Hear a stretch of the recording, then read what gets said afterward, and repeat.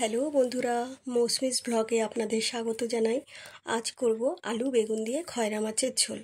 প্রথমে আমি মাছগুলো কেটে ধুয়ে পরিষ্কার করে নিলাম, আর হলুদ, লঙ্কার গুঁড়ো আর নুন দিয়ে ভালো করে মাখিয়ে নিলাম। আর সাথে নিয়েছি আলু, বেগুন আর কাঁচা লঙ্কা। এবার আমি কড়াইটা গ্যাস ওভেনে বসিয়ে দিলাম। কড়াইটা যেই গরম হলো ওর মধ্যে দিয়ে দিলাম সাদা তেল। তেলটা যেই গরম হলো ওর মধ্যে আমি মাছগুলো একটা একটা করে দিয়ে দিলাম।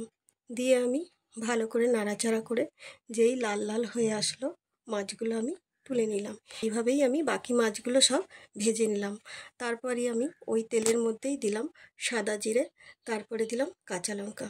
যেই একটু ভাজা হলো ওর মধ্যে দিয়ে দিলাম আলুগুলো, দিয়ে নাড়াচাড়া করে ওর মধ্যে দিলাম স্বাদ মতো নুন আর 1.5 চামচ হলুদের গুঁড়ো দিয়ে আমি ভালো করে নাড়াচাড়া করে কিছুক্ষণের জন্য ঢাকা দিয়ে রেখে দিলাম।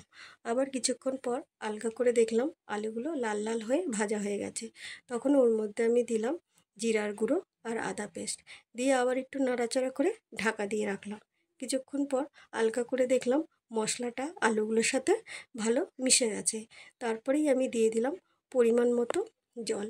জল দেওয়ার পর বেগুনগুলো আমি সব একে একে সব দিয়ে ঢাকা দিয়ে রেখে দিলাম। কিছুক্ষণ পর আলগা করে দেখলাম বেগুন, আলু সবই আমার গলে গেছে।